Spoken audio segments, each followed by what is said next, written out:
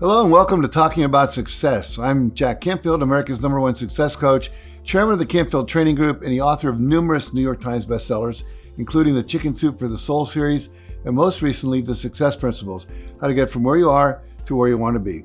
And my guest today is Pushkar Anand. Educated at the University of Cambridge and the London School of Economics, Pushkar was in the early stages of his banking career when a profound moment of insight led him to evaluate his life's expectations and priorities.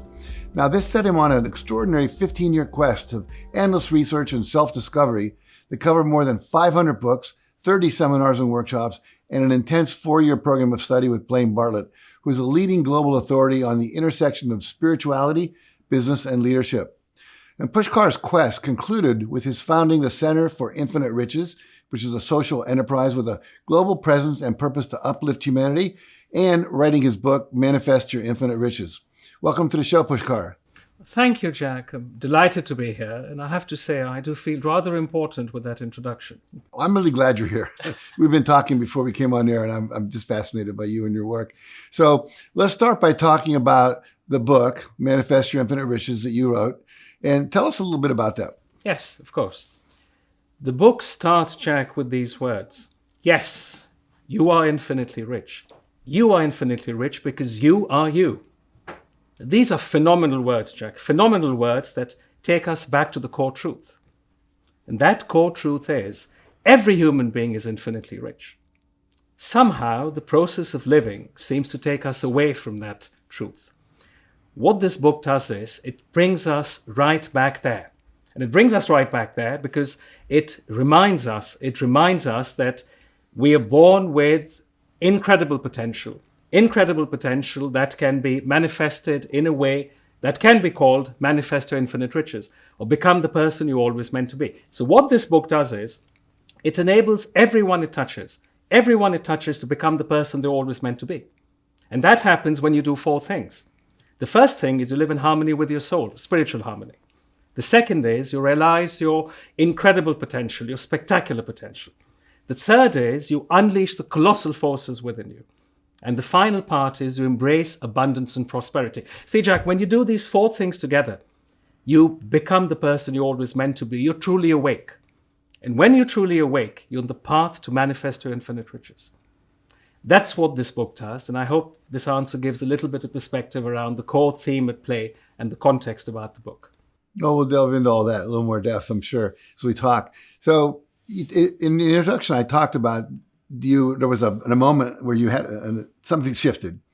And I'm curious if that's when you decided to pursue this or what made you decide to write your book. You've got this book, which is beautiful, and we'll show it to people in a minute because it's a great cover and wonderful information in it because I've read it.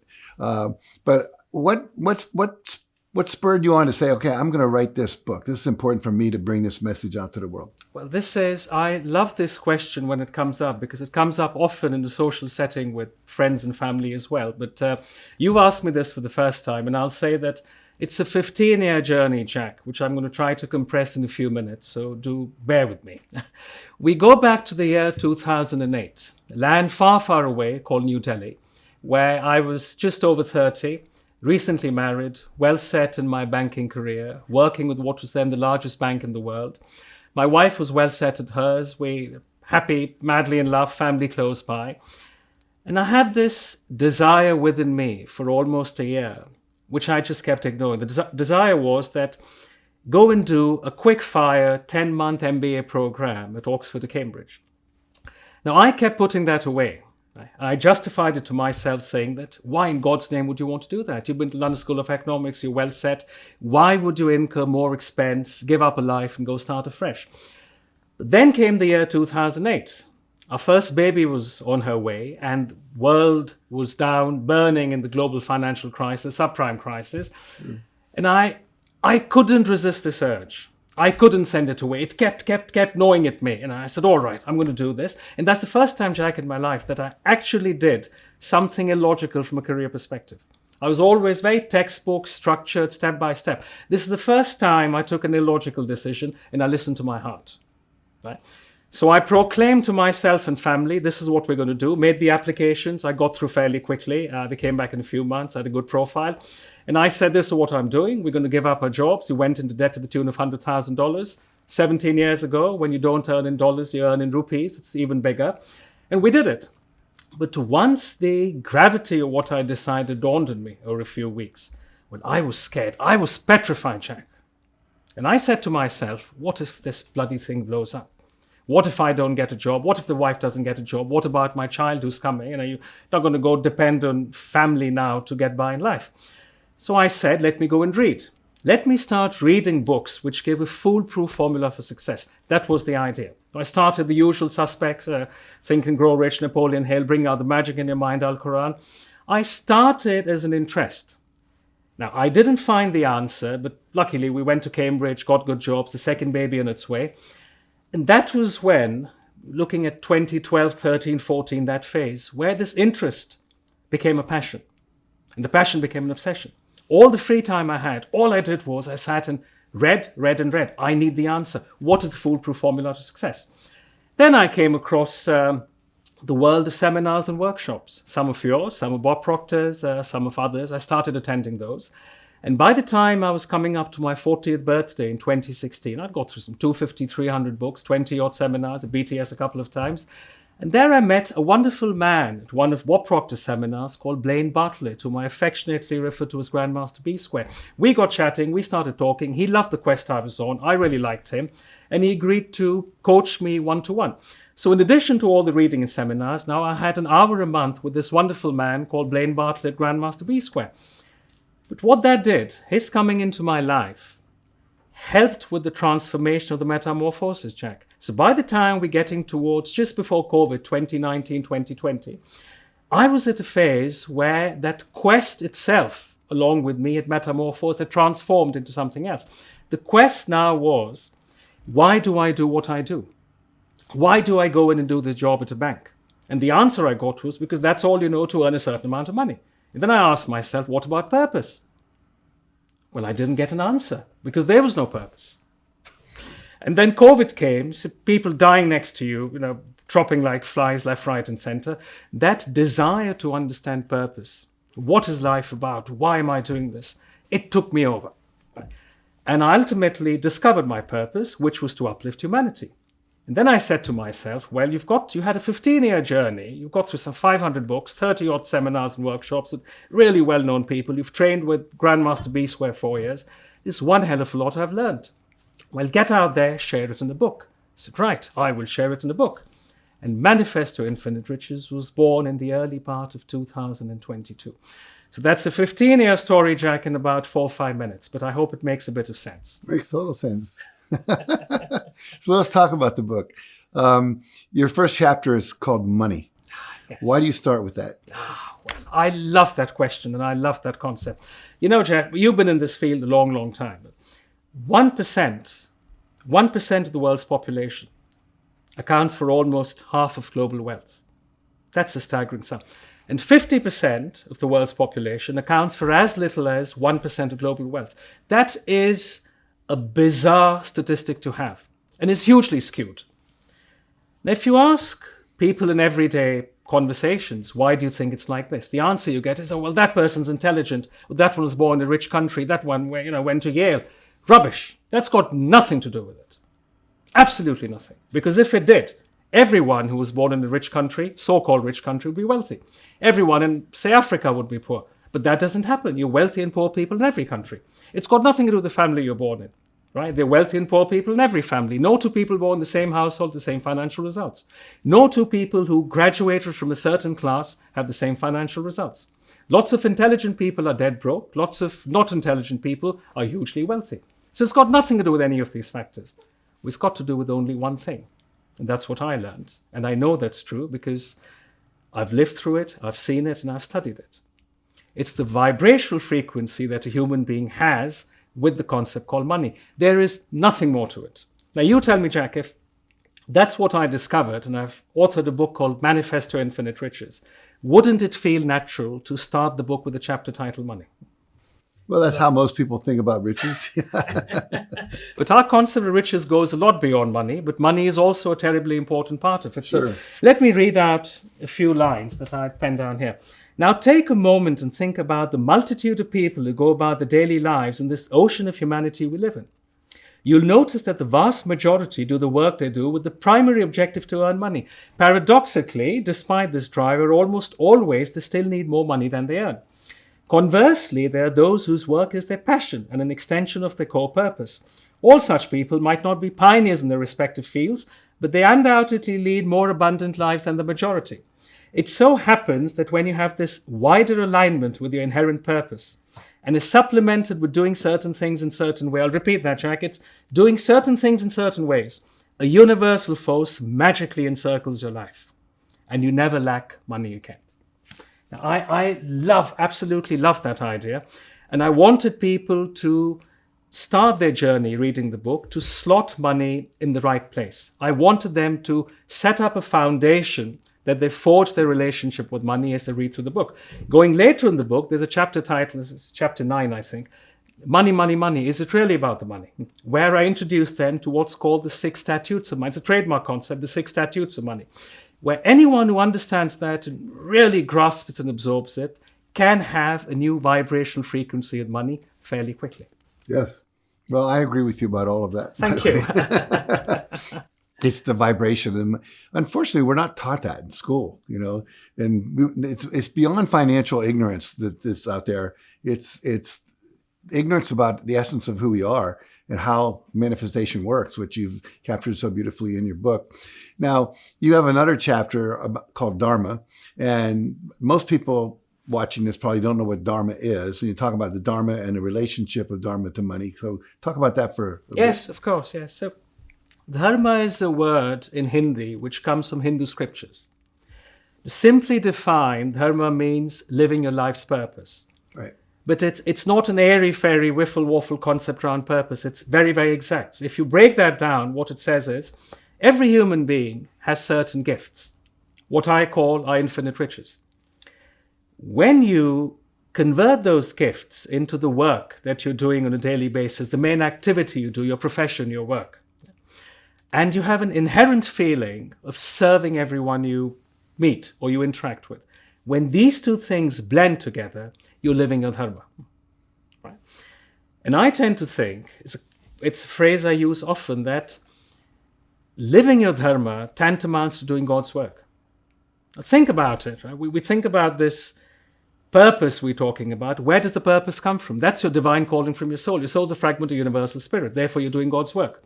Now, if you're doing God's work, any logical person, right? Let's leave out the atheist, but otherwise, most people would agree, if you're doing God's work, well, you're not going to chase the money. The money will chase you. So it's fascinating. When you follow your dharma, the money chases you. When you chase money, you're not following your dharma. Viktor Frankl made the same point in years ago when he wrote the wonderful book Man's Search for Meaning. He says in the introduction, right? Do not pursue success. Don't go after success. Success, like happiness, must ensue from within. Right? And in the medium to long term, let the success chase you. It's not the exact words, but that's the idea he said as well. So it's a fascinating part. The two examples I absolutely love about dharma is, one is in this film called Chariots of Fire, and I'm not certain if the viewers... I love that movie. I love it. Well, let's talk about it. That's 1981. So you obviously know Eric Liddell, right? Now, those of our viewers who don't know Chariots of Fire, it's about these British athletes who win medals at the Olympics. So one of them is a chap called Eric Liddell. And he's running in the race, and this is what is going on in his mind, which is said in the background. It says that God made me for a purpose, but God made me fast. And when I run, I feel God's pleasure. You see, he's not running competing with 7 other athletes.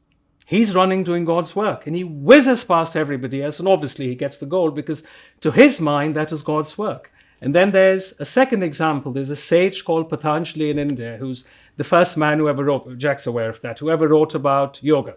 So he's like the father of yoga. And I came across these words of his when I was writing this book. And I was besotted by these words, and I still am. When you're inspired by some great purpose, some extraordinary project, all your thoughts break their bonds. Your mind transcends limitations, a consciousness expands in every direction, and you find yourself in a new, great, and wonderful world. Dormant forces, faculties and talents become alive, and you discover yourself to be a greater person by far than you ever dreamed of. And I can vouch for this with what I felt as I worked in my enterprise and authored this book. I've been through exactly what he said, and I just love these words. Well, it's interesting because I get interviewed a lot as well because of my work on success. And people often ask, what is your definition of success? And I say, fulfilling your soul's purpose. If you do that, then you're successful. And I was just working with some musicians recently, young kids who want to be, famous musicians. Yes. And I said, if you're chasing the fame and the money, you're chasing the wrong thing. If you do music because you love doing it and you feel alive and passionate about it, money may come, you'll get enough to do it. You may not become Justin Bieber or, Taylor Swift or something, but the reality is don't chase the money or the fame. Do it because you love it. And even if the money and the fame never comes, you'll spend a whole life doing what you love to do. And as you're saying, you've been given that talent as God's way of saying, this is your purpose, So I'm in full agreement with. Well, I'm delighted, Jack. You're thinking the same way means a lot to me. So thank you. Yeah. Thank you. Well, I think, there's only so much truth. And where are you coming from? Different spiritual paths, different, whatever. The truth is the truth. And so that's me. I've read 3,000 books. I'm a little ahead of you, but I'm 80, so I'm allowed. But the point being that's what I always come up with at the end of it all as well. So you've worked with people. You have examples of this. Talk about some of the success stories of people who've applied these principles for manifesting their riches. Yes, of course. The book has quite a few examples. And the reason I put the examples there was because that was my experience. My experience of seeing a lot of the concepts we talked about becoming alive through the examples. Mm-hmm. Every example has lessons. Every example is relevant. But there's one which is about you and me, and about Blaine Bartlett, Grandmaster B Square. It's about how we manifested your playing a part in spreading the message of this book far and wide to people across the world. So considering you and I sitting having a chat, I think this example is really apt. So let's go to where we were. Sure. Latter part of 2023. I have a collection of books, small collections, 10 odd, which I keep going back to almost on a daily basis. Could be 5 pages, could be 10 minutes, whatever, but I do look at them every day. There was one I was reading, I'm not going to mention the book, you're familiar with it. I was reading it 6-7 days. It gave me a lot of comfort, a lot of joy, a lot of satisfaction. It's the 8th or 9th day when I went to pick it up. I had this voice inside me, no, pick up the book next to it. I ignored it, let it be, it's a whim. No, the voice didn't go away. So I said, all right, I'll pick up the book next to it. What was the book next to it? Chicken Soup for the Soul. And I hadn't read it in a while because I was focused on the other book. I had no idea what I wanted to read in it. I just picked it up, flicked through the pages, and I end up in that section called Follow Your Dream. And within that, my gaze goes to chapter, God, I've forgotten the chapter, page 201 in that edition, Live Your Dream by a gentleman called Jack Canfield. So I open the page, I get there. And this is about, for viewers who are not aware of the story, a chap called Monty Roberts, who was a kid from a fairly humble background. And the teacher asked him, like all the other students, to write about their dream goal. And Monty writes about owning a big ranch. And the teacher says, this is a fail, because with your kind of background, this is an unrealistic goal. You'll never get there. But Monty thinks about, the teacher then tells them, Monty, if you make it more realistic, I'm going to let you have a better grade. So Monty thinks about it for a day, comes back and says, well, teacher, you can keep the grade, I'll keep my dream. Right? And then as time went by, Monty had the ranch. And then at the end of that chapter, it's a 2-page story, in the last line, Jack, you say something along these lines. No, don't let anyone steal your dream. Follow your heart no matter what. And when I finished that, I had tears in my eyes, a lump in my throat. Partially because of what you've written, but the bigger reason was that I had a vision. I had a vision that just flashed through my mind while I was awake. And that image was that you, Jack Canfield, are playing a hugely important part, helping spread the message of this book to people across the world. Right? And it obviously came from my soul, from universal spirit. The vibration match was there. But the next second, the intellect takes over. Jack Canfield, sitting in California. You live in London. Why would he help you? What has he got to do with your life? He's got enough to do. Then a little voice whispers to me that Jack is the man who said, you're not given a dream unless you have the means to fulfill it. Jack is the one who said, what you want also wants you. What you are searching for is also searching you. You've got to take action to do it. So that tug of war, Jack, was quite strange. I'm, giving the story back to the viewers and you interviewing me. But that tug of war went on a good 2-3 minutes. And eventually I said to myself, if the feeling in my heart is pure, and the feeling behind these words is pure, this vision has to manifest. That is the law. With that feeling, I walked away. And guess what I did? I picked up the phone and called Grandmaster B Square. I said, Grandmaster, I need to talk to you for 5 minutes. Right? What is everything all right? Everything is all right, but I've had this vision. And this is what it is. So I just told him as I've just told you. He said, what do you want me to do? I said, please call up Jack. Tell him this happened. Do you want to pick up the phone and call up Jack now? I said, well, why not? He said, right, okay. He said, well, if you don't mind, you let me send Jack an email first, and then we'll follow it up with a call. So I think both of you had a call. You were fascinated with what you heard. And then you said, well, I'll do everything I can to help, but let me read the first 5,000 words just to make sure it resonates unless I have any inputs. True to your word, you read the 5,000 words. You liked it very much. And you've been so helpful. And with a lot of gratitude and kindness in my heart, I'll say, thank you for everything. And here you are today. Thank you. I remember when Blaine emailed me, I said, okay, the value, I just admire Blaine and his work. And anyone that Blaine would bring to me, I would say, okay, I'm going to trust that. And I'm sitting here going, yes, good choice, Jack. Thank you, Jack. Yeah. Thank you.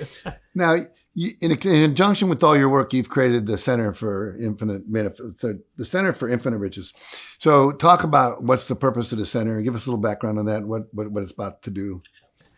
So while I was writing the book, penning my thoughts down, or about 2 years, Jack, I often had a feeling, desire that considering the purpose is to uplift humanity, that's my purpose, that's what I want to do, why not set up an enterprise that goes beyond the book?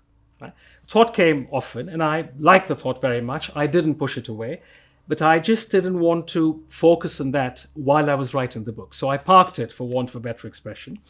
And as we got to this wonderful day of the 21st of December 2022, when I'd written the first draft of the book, I said, yes, well done to me. Let me now sit down and think about the enterprise. So it was a typical Christmassy, wintry evening, fun, frolic, family, a bit of wine. And I said, all right, let me start thinking about the name of the enterprise. And nothing came to my mind. And then I thought of you. I thought of your meditation when you thought of the flask and the chicken soup name. But I wasn't in a frame of mind to meditate, having had a little bit of wine the last 2 hours. So I did the next best. I went to my little office and I looked at the people who walked the path before me, whom I look up to, and I have for a few years. Are you one of them? So I looked at all of you, including you, and I said, give me guidance. That's all. Nothing else. Go back to the main house. Evening carries on. Didn't think about it for once. 10:30, 11 at night, the party's coming to an end. I have another flash, Center for Infinite Riches. Boom. It was not questioned. There was no doubt. It was as precise as the fact that the sun has to go down every evening and come back the next morning. And I knew that was the name. The Center for Infinite Riches was born. 2 days later, my new HP laptop turned up and I started designing the logo. In terms of purpose, Jack, I call it a social enterprise. We're not a charity, but we're not a capitalist, profit-driven organization. Absolutely not. We're a purpose-driven enterprise which makes a profit as a side effect. Right? That's the feeling we have in our heart. Our purpose is to uplift humanity. We're present in all continents, and we uplift humanity by, you've heard it before, helping everyone we meet to become the person they're always meant to. Well, how does that happen? That happens when you live in harmony with your soul, when you unleash the colossal forces within you, when you realize your spectacular potential, and you embrace abundance and prosperity. Then you're truly awake, and when you're truly awake, you're on the path to manifest your infinite riches. Will this center be conducting trainings, workshops, people going out into the community? What's the operational aspect of all that? Well, it's a handful of things, Jack. A part of it is very much books. It's this book which is there. We have the sequel coming in a couple of years. Grandmaster B Square and I are going to co-author that one. We have the skeleton put in place already.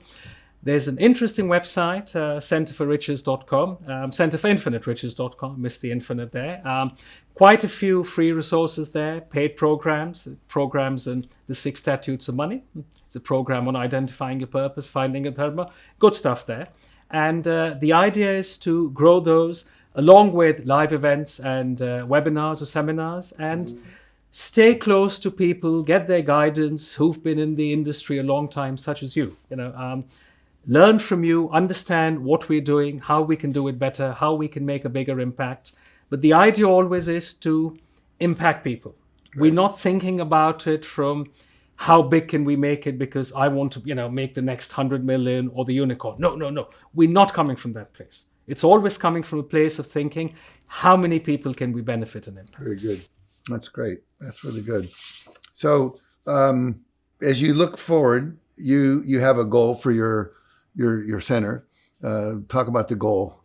Well, the goal, again, thinking from the perspective of what we can do for people rather than for ourselves. The goal is to touch and uplift 4 million people by my 50th birthday in October next year, and to touch and uplift 100 million people by Grandmaster B Square's 80th birthday in 2029. That's where we are, and I hope we get there. Good. Well, I think just getting your book into the hands of as many people as possible is going to be a big part of that as well. Yes. And I encourage you to do that. We'll help you as well. So if people want to connect with you, learn more about your work, your book, your center, where do they go?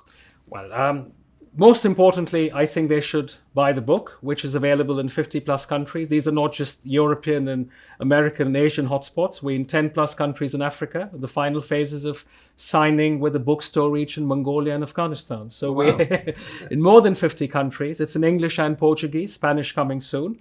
It's an ebook, it's an audiobook, it's a paperback. So the book is very much there. The website, centerforinfiniteriches.com. The book is written in American English, but the center is spelled CENTRE. So centerforinfiniteriches.com. Lots of material there, paid programs, free resources. And then there's the good old Insta, Twitter, and YouTube. So we've got the whole package there. Good for you. So any last words? If you had like one final message or anything we didn't cover that you want to share with our viewers, what would it be? Well, I just take us back to where we started. We started by saying the book starts with these words. Yes, you're infinitely rich. You are infinitely rich because you are you. And I'd want our viewers to accept this as a core truth. Take it as their motto. And with that feeling in their heart, read the book. Read the book does not mean read it as a novel. Read it as something that has to be studied, apply the knowledge there, execute the principles out of it, and they'll start to see how their life is beginning to change. They're on the path then to manifest their infinite riches and become the person they're always meant to be. And that is the biggest gift they can give themselves. So my request to all of you would be, go out and do it sooner than later. Not because I'm saying it, not because Jack thinks it's a good idea, because you owe it to yourself. That's all, Jack. Thank you. That's great. Well, thank you. I really enjoyed talking to you. So thanks for joining me today. I appreciate it. Well, I'm grateful for your time. Thank you very much. You're very welcome. And thanks to all of you for joining us today as well. And please be sure to tune in next week for another episode of Talking About Success, where I'll be interviewing another transformational leader who could help you live a healthier, happier, more productive, and more fulfilling life. Until then, make sure to check out Pushkar's book, Manifest Your Infinite Riches, and his website at centerforinfiniteriches.com, and continue to learn how to become all you can be and on the path to true infinite riches.